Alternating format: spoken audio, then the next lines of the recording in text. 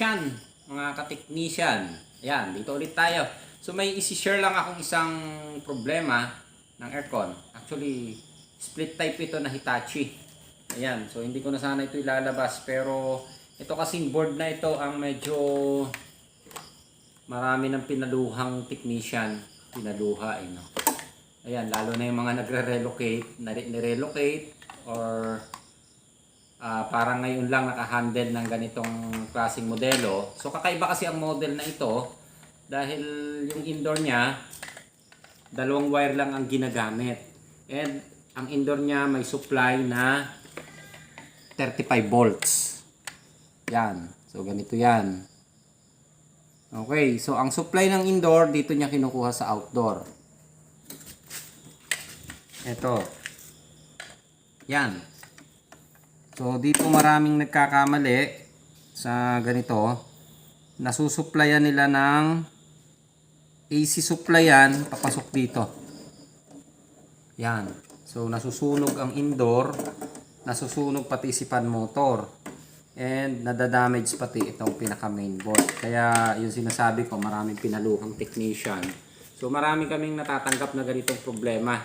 Dito sila nagkakamali. Kadalasan yung mga parang nire-relocate lang, pero yung mga bagong kabit naman, hindi naman, dahil siguro mga taga Hitachi ang nagkakabit. Ayun, so dito sila nagkakaproblema. Nasusuplayan nila ng AC. Ayan, so ang problema kasi nitong unit na ito, chinek ko na ito kanina pagdating, walang power. Ayan, nandito na, sinulat na nila. No power, not blinking, indoor light, no display indoor, dead set in short. Dead set indoor and outdoor. So pagka dead set ang outdoor, automatic dead set ang indoor. Ayan, dahil ang supply nito pumupunta pa dito. So 35 volts lang ang supply nito, hindi ito 220 volts. 35 volts galing sa outdoor board. Okay. So ipapakita ko lang muna itong unit sa inyo. Ayan. So ang problema ng unit na ito, dead set.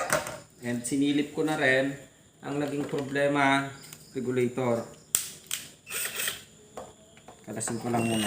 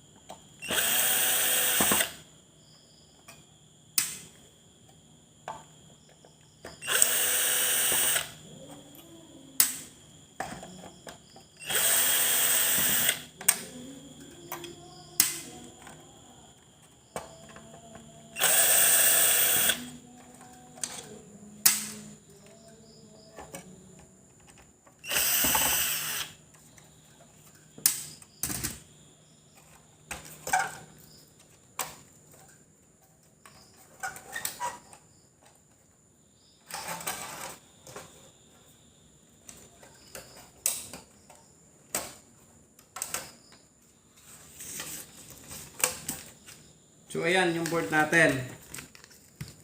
Okay. So katulad din naman halos nung ibang board, ang pagkakadesign niya, ayan, gumamit sila ng diode, gumamit ng MOSFET, and yun yung IPM natin. And ito yung parang yung pinaka power supply natin, yung standby power supply natin. Ito gumamit ng regulator, and ito yung supply ng IPM. Okay? So naka-isolate naman ang power supply niya, yung kinuhanan ng standby supply at saka yung supply ng 15, 12, 5 volts and yung nadagdag na 35 volts na papunta sa ating indoor. Okay, so ang problema kasi nito, based doon sa pagkaka-check ko kanina, sira itong regulator na ito. Yung ang problema, wala akong available na regulator. And ayan, naisip ko rin naman na ipakita sa inyo. Meron kasi kaming isang pamamaraan na ginagawa dito kung wala tayong power supply. So yung unang pinakita natin, gumagamit kami ng module board na 12 volts. So ngayon ang gagamitin natin yung 4 wires. So may mga nagawa na rin naman kami. Itong 4 wires kasi na power supply na ito, kadalasan ginagamit ito sa LED TV. Yan. So ganitong kaliit na module board lang yan. Yan. So ang mga gumagamit nito, yung mga gumagawa ng mga TV, LED TV, yan yung ginagamit na pang conversion. So simpleng-simple na lang ginagawa dahil halos wala nang troubleshooting. Kapag dead set, kinakabitan na lang nito. Pero mapapansin nyo, 4 wires lang siya. Ayan. So bago ko ikabit, susubukan kong i-diagram sa inyo para masundan nyo. Ayan. Okay. Tanggalin ko muna ito. Kukunin natin ang mahiwagang whiteboard.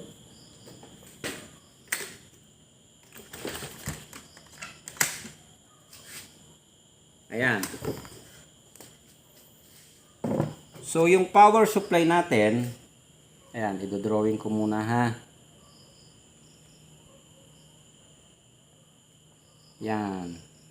Pangit ng drawing ko. Then, doon sa out niya, so, yung 15, 0. Tapos yung tatlo, meron siyang ginamit na 35 volt, 0. Yan na, base na yan sa pagkakadesign na ito. And, yan, pagpasensya nyo na yung drawing ko ha. 12, 5, and 0. Yan, ganyan karami ang supply na ginamit niya ng ating unit. And yung ating, okay. So, papasok kasi ito ng regulator. Yan. Yung regulator, ibig sabihin nito ha. Regulator. Ito natin. Ito yan. Yung regulator power supply natin. Ito, yung may nakadikit na heatsink o aluminum. Ayan, ito yan ha. Ito, yung drawing ko. Okay, tapos ito ang capacitor niya. Positive. Ito yung negative. Yan, so nakakabit sa regulator. Ito yung nakakabit doon sa, ayan, negative and positive natin. So ito yung positive. Then, itong module board na ito, yan, makikita nyo, napakaliit ha. So, ang papalitan natin, itong regulator na ito, gagamit tayo ng ganitong klaseng module board. So, yung module board na yan, kung makikita nyo, yan. So, lagyan na lang natin ng 4 wires. Tinatawag. 4 wires module. Yan. So, merong red, merong black. Ayan. So, madali lang ang connection yan. So, kapag ka ikinabit natin yan doon, automatic tatanggalin natin itong regulator na ito or i-disable natin or ikakat natin yung supply na yan. And, yan, katulad nito. Ito yung pinaka-red. Supply. Red. Ito yan ha. Ito, red. Tapos, yung isang wire niya, dito yung nakakabit. Ito yung black. Ito yan. Ikakabit natin sa negative. And yung red, ikakabit natin sa positive. Pero positive supply siya. Dumaan siya doon sa ating chopper. Ayun. Papasok doon sa regulator. So, ikakat natin or tatanggalin natin ito. Yan. Tatanggalin natin yan. Kapag ka ina-apply natin ito. Okay. And yung dalawa, meron mapapansin nyo, may dalawa pa tayong wire. Yung blue and yellow. So, dito natin yung kukunin. Blue and yellow. Ito yung blue. Ito yung yellow. Okay. Mali spelling ko ng yellow Yan. Yellow, yellow. Ito yan. Dilaw na nga lang para madali. Okay. So, yung blue, itatap natin doon sa ground or doon sa 0. And, yung yellow, pwede natin gamitin sa 12, pwede sa 5, pwede sa 15. Pero kadalasan dito natin yan ginagamit sa ating, so ito yung 12 volts sa out, ito yung DC. Dumaan na siya ng diode ha. Diode, so DC volts na ito. Yan, lagyan natin ng diode, baka malito kayo ha. Yan.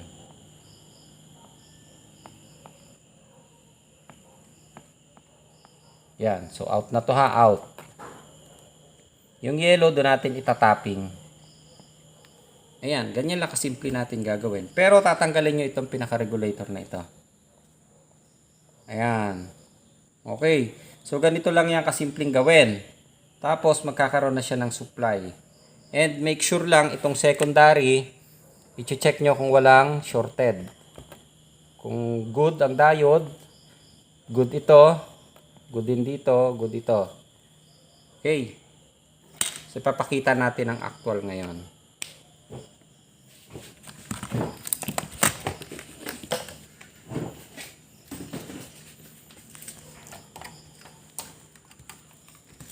Okay. So, ito yung regulator.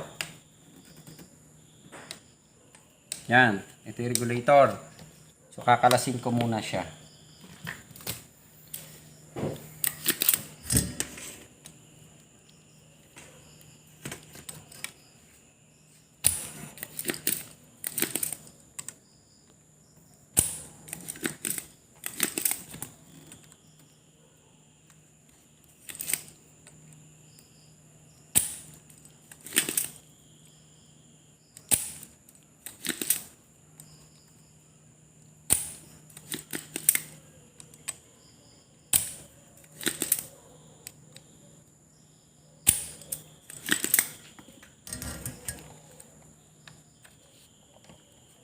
Yan. So, ito yung regulator. Tanggalin ko na to. Ito yan.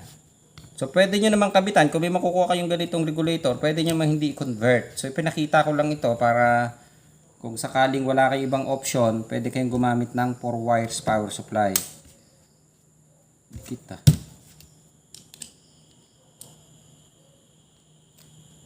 Yan.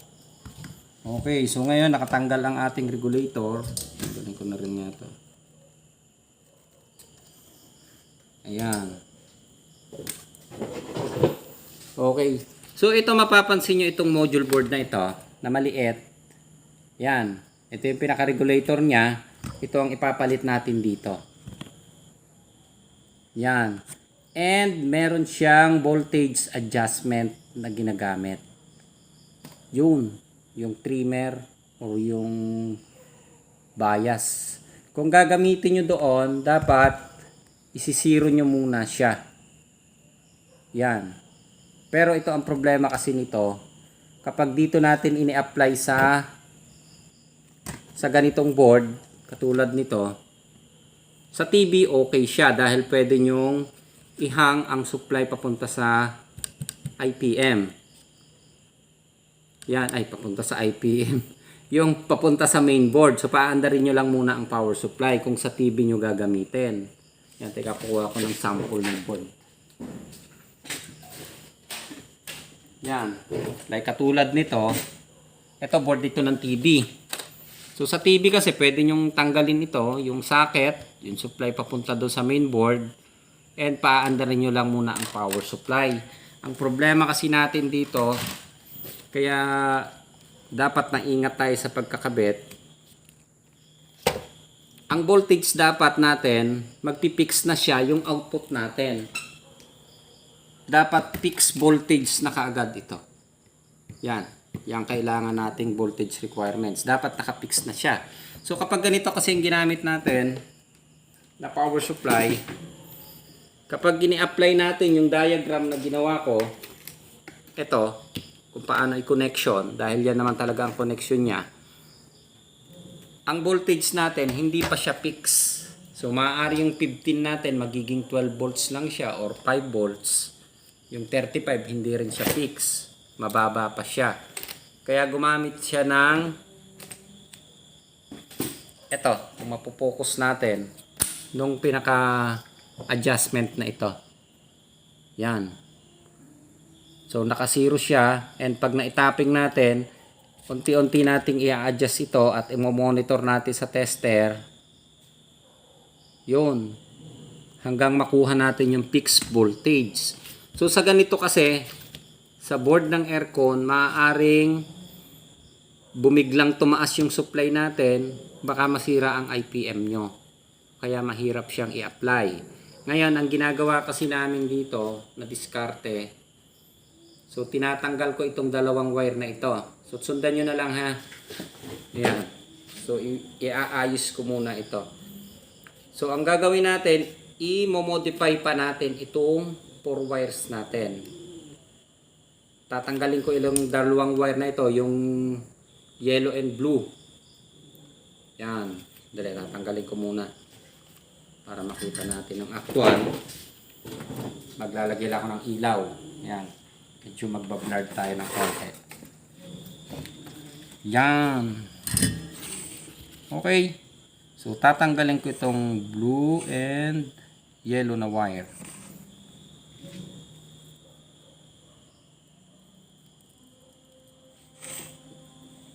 Okay. Ito yung yellow. So may modification siya ha. Hindi natin basta pwedeng itap. Sa TV pwede na ganun diagram ang gagamitin natin. Pero sa katulad nito kasi para fixed voltage na kaagad siya. Kaya hindi ko ito inilalabas kaagad kahit gumagamit ako nito. Hindi ko siya pinapakita kaagad sa video. Dahil baka hindi nyo masundan, masira pa lalo yung board. Ayan. So yung iba naman nakakasunod na. And parang natututunan na yung basic electronics. So masusundan nyo ito. Dali ayusin ko lang.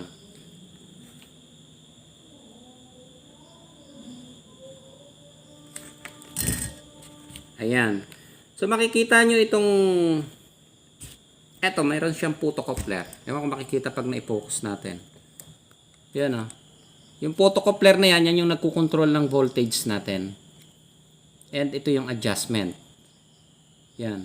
Ito yung adjustment natin para doon sa voltage output natin. So ito yung ina-adjust natin and kinukontrol ng ating photocoupler. Papunta doon sa regulator. So ito yung nag-a-adjust. Ito, na-adjust ng photocoupler. Ayan, medyo maliwanag na. So ang gagawin ko ngayon, tatanggalin ko yung dalawang paa ng photocoupler, ihahang ko.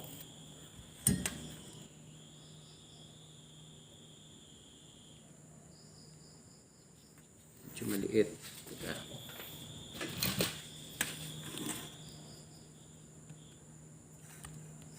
Iaangat ko na lang siya.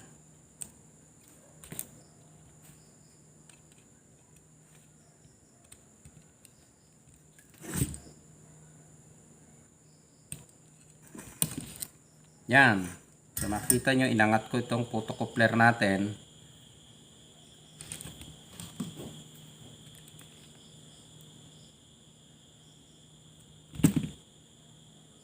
Ito.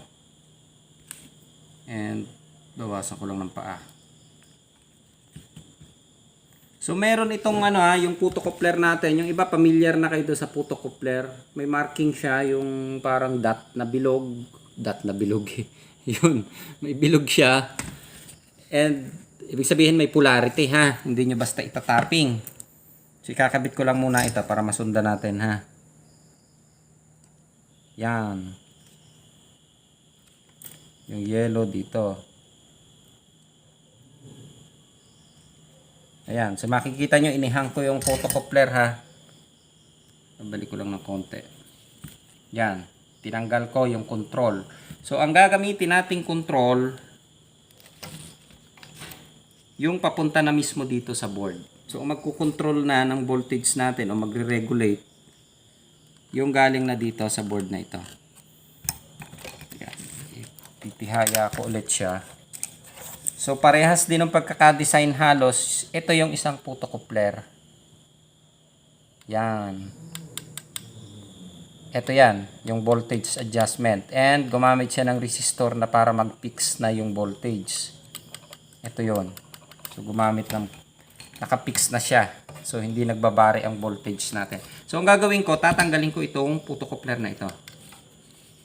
Yun. Total, tinanggal natin yung regulator. Tanggalin natin yung photocoupler. Okay.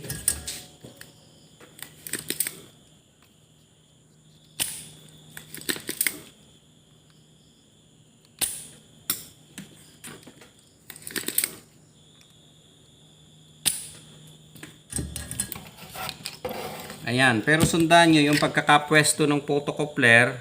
Katulad nito. Yung photocoupler, yung may marking. So, hindi yata natin gaano makikita. Pero sa actual, makikita nyo yan. May para siyang bilog dito. So, yun din ang kukunin nyo dito.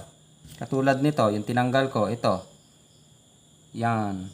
Yung may dot na yan. Ito rin yung isa, yung may dot. Or may marking. So, yung may marking natin, yan yung blue. Ito. So, sa natin itatap yung blue. Doon din sa may marking na pinagbunutan natin. Ayan. Kung ganito ang posisyon ng photocoupler natin, ganito rin yung posisyon ng isa, susundan lang natin yung kinat kong paa. Doon natin itatap. Okay? Yan. And, yung kabilang paa, syempre, doon sa kabila. Yan. So, dinaan ko na sa butas. Barado ang butas.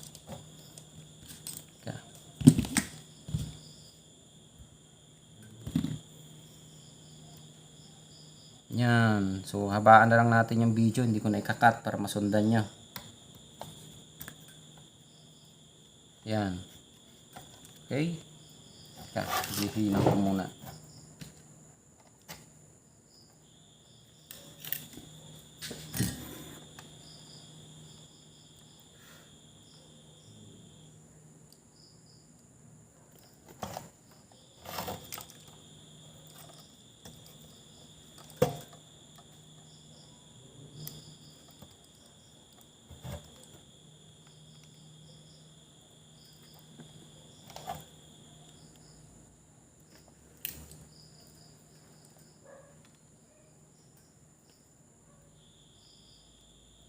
Yan.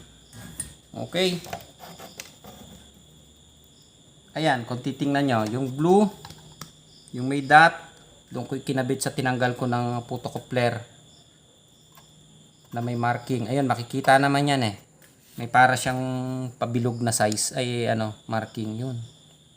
Medyo madilim na yata, umalabo doon sa camera. Medyo nagbablur na kasi pag pinupokus natin eh. Yan. Okay. And yung positive natin, ito, kung titingnan nyo yung diagram na ginawa natin, yung red, itatap ko doon sa positive supply na papunta ng regulator. So ito yan positive yung capacitor, umikot lang doon sa coil, papunta ng regulator. So tinanggal ko na yung regulator. So ito, yung red wire natin, itatap ko lang yan doon. And yung black naman, walang problema dahil itatap nyo lang sa negative ng capacitor. Okay?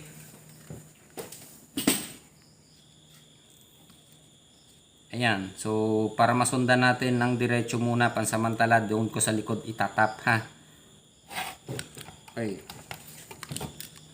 So, makikita nyo yung capacitor natin, yung may guhit, yan yung negative. Ayan. Kita na. Okay. So, ito yung negative. Pag binaliktad natin, ito ang negative. Okay. So, doon natin ito itataping.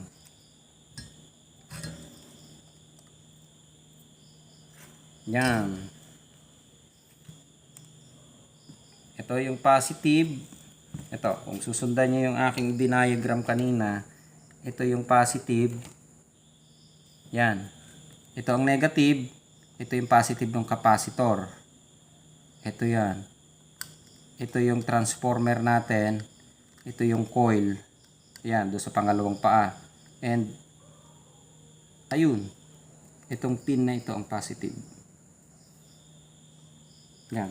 So, pakita natin sa test.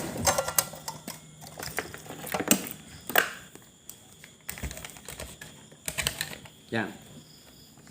So, ito yung positive. Kita. Yan. Ito yan. Yan. Ewan ko kung makikita sa tester.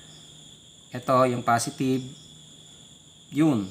Ito yung paa ng regulator. Yan. Subukan natin sa base.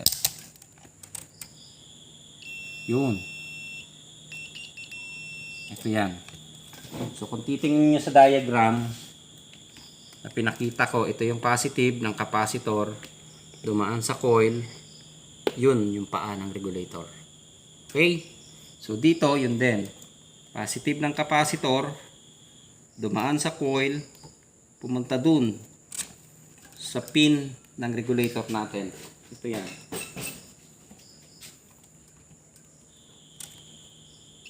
Yung. So, dito natin siya itatap.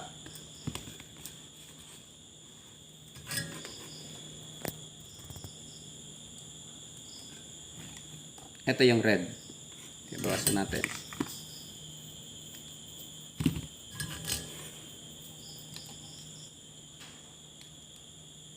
Yung. So, ganun lang kasimple natin ginawa. So, ang binago ko lang, yung puto-coupler, pinatay ko yung adjustment, and automatic adjust na siya dito. Yung circuit board ng main, yung kinabitan natin, siya yung mag-a-adjust ngayon. Hindi na ito. Hindi na tayo gagamit ng adjustment dito. Sa TV, pwede nating i-apply ito na direct, hindi nyo na ito i-modify. Wala kayong gagawin modification.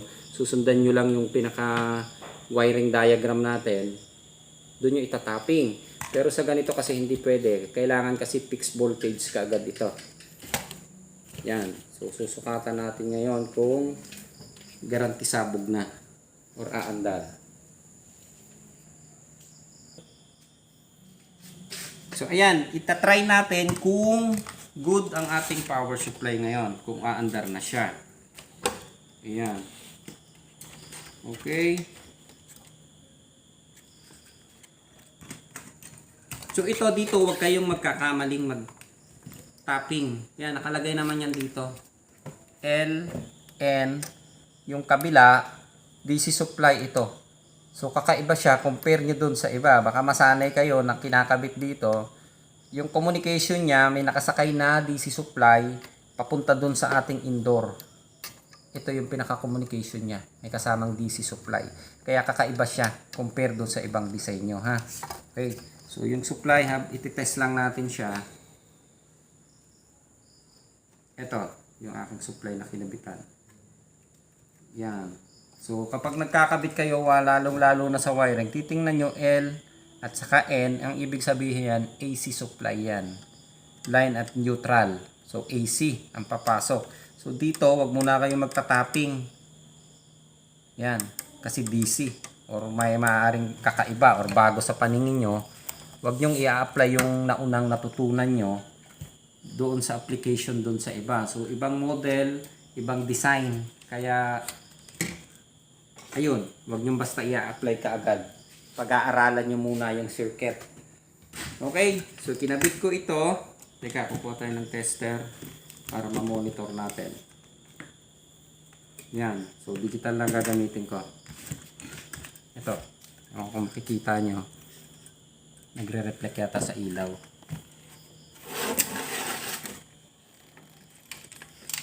Yan, hindi na. Malinaw na yan. Okay. So, ito isasaksak ko yung unit. Pa-plug ko na. Ayun. Natatakot yung cameraman ko Okay. So, ito yung supply ng ating papunta sa indoor. Ayan, 37. Ito yung ilang volts kaya ito? So, ito yung 12 volts natin. Yan, 11.8. Ito yung 37. Okay. So, meron na tayong supply. Nag-normal ang ating 12. So, automatic yan. Magno-normal ang 5 volts niyan. Ito. So, yung ating 12 volts ay 11.8. So, automatic 12 volts to. Ayan. And, ito yung ginaganon ko sa iyo na voltage output yung lumalabas dito. Yan. Ito yung 37 volts. Yun yung galing sa board. Supply ng ating indoor. Kaya hindi nyo siya pwedeng supplyan ng AC ha. Kasi output supply yan. Papasok sa indoor. Okay. So, ikakabit ko lang si indoor muna.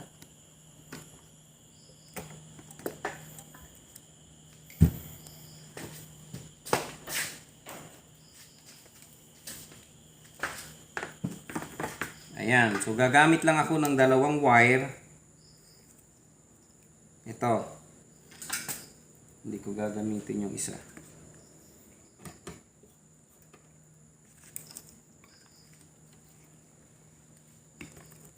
Okay. So, black. So, magtataka kayo dito. Dalawang wire lang ang papasok nito sa indoor, ha. So marami na. Marami na kaming na-check na na-disgrasya yung board dahil na-supplyan. Ang problema pa naman yan, kapag nasira, pati pan motor, sinisira. And pagkamalas-malasan, pati itong outdoor board, sinisira. Ay napakamahal ng board. Yan. Okay, so yung tinaping ko dito is yung black at saka red. Okay, so black and red din ang kukunin ko. Yan. So ito yung indoor natin. Okay. So yung C is black. Yan. Susundan nyo lang yung tapping. Dapat may tagging kayo dito. Yan o, makikita nyo C at saka D. Ayun o, nakasulat 35B or 35 volts.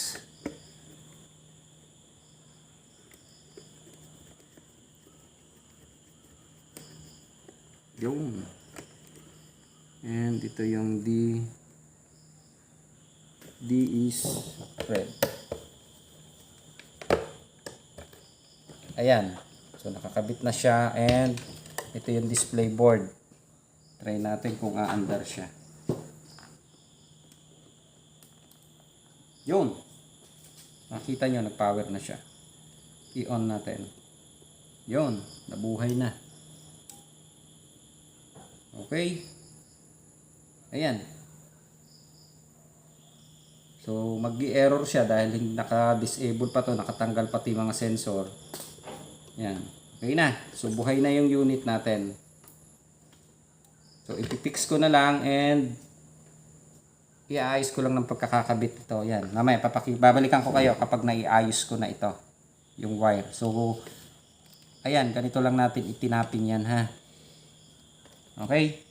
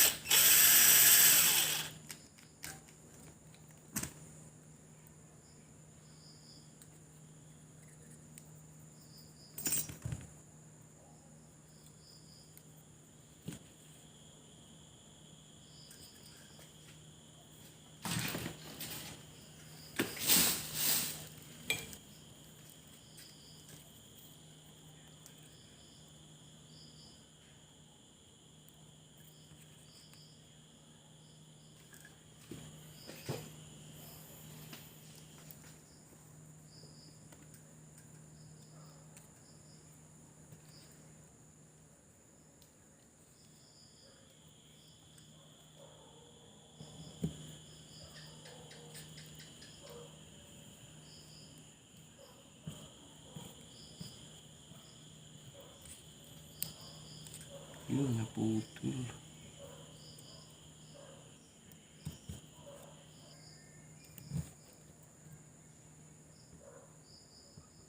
Naputol yung tornilyo. Kaya ililipat ko siya.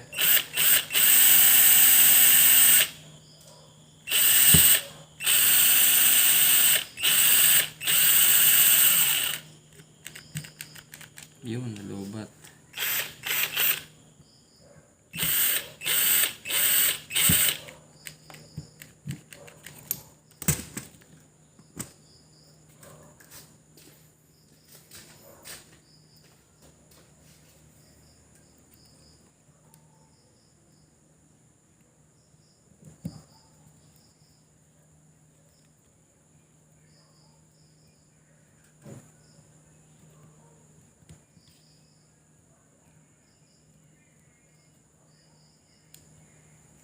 Putol ulit.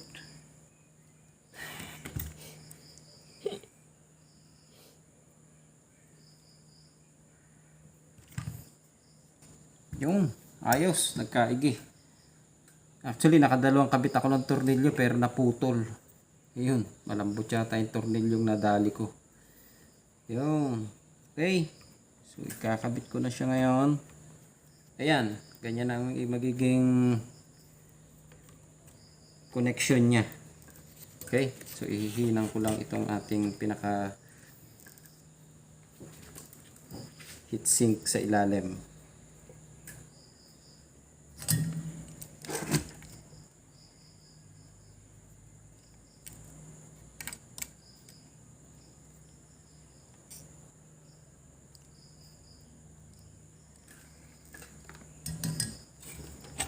Ayan, okay na.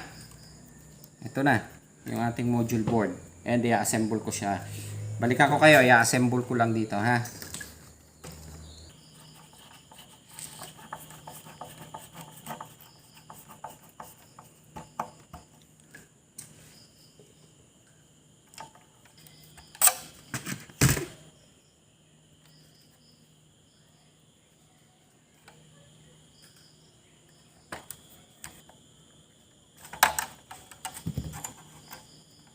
So ayan na, yung ating finished product. Okay, so mapapansin nyo dito kinabit yung ating 4 wires. Ito, kung mapopokus natin. Yan, yung ating 4 wires. So kinabit ko doon sa heatsink ng ating regulator. Kaya lang sa kasabay ang palad kanina, nakadalawang kabit ako ng tornilyo. Parehas na putol. Ayan, so naikabit ko rin naman ng maayos. Ayan, ito yan. And i-double check natin ngayon kung umaandar na. Ayan, ganito na ang magiging itsura ng board natin. Yun. So, parang wala lang. Ayan, hindi halata. Okay. Sak. Yun. Buhay na. Yan, may ilaw na. And ito, ipapakita ko sa inyo yung supply.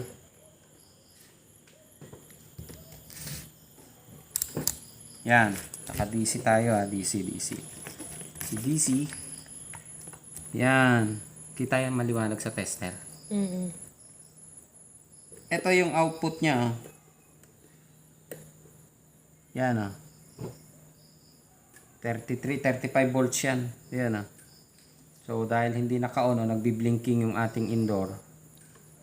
Ayan. So, incomplete kasi kaya hindi siya naka-stable. Ayan.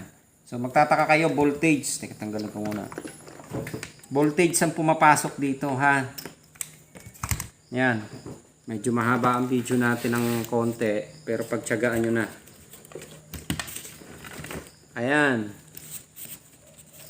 So, yung ina-out na to, voltage papasok doon. Magtataka kayo supply, pero paano niya nakukuman yung output ay yung outdoor. So voltage ang pumasok and gumamit lang ng negative and positive. Dalawang wire lang. So doon sa positive line niya, may nakasakay siyang signal. So hindi siya pure DC pumapasok yung DC papasok pero may sumasakay siyang signal o yung pulse natin doon sa dalawang wire na yan. Papunta dito. Pero kaibahan dito doon sa ibang unit, eto machi-check mo siya kung mayroong voltage out na DC or voltage input na DC.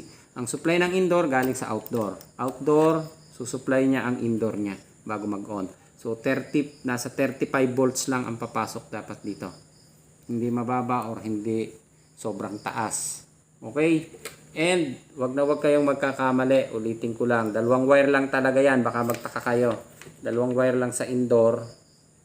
And papunta na sa breaker. Dalawa L at saka N. Yung neutral at saka line. Na supply din lang. Okay? So hindi na kayo malilito. Yung iba, yung mga pumupunta dito na napakamot sa ulo. Itong supply na ito, napapunta dapat sa indoor, nasusupplyan nila ng AC. So, ang nangyayari, sinisira na si outdoor board, sinira pa ito, pati si fan motor, damage. Kasi yung fan motor niya papunta dito eh. Sa supply din ng 38 volts. Ayun. So, kakaiba ang design niya ha, compare doon sa ibang unit. Kaya pag nag-install kayo, uulit-ulitin nyo munang tingnan. Kung hindi kayo sigurado, wag nyo munang papasukan ng supply. Okay na. So, kung balikan nyo lang ulit yung diagram natin, ganito siya. Pero nagkaroon tayo ng pagbabago dahil yung ating ginamitan ng photocoupler, kinat ko at ikinabit ko sa photocoupler ng ating mainboard. Okay? So, ganun lang. Binago ko siya para naka-fix voltage siya. Hindi na tayo mag-adjust. Ayan. Okay? So, okay na to. Medyo makakatulong na siguro ng konti doon sa ating mga ka-aircon technician para iwas disgrasya. Okay? Ayos.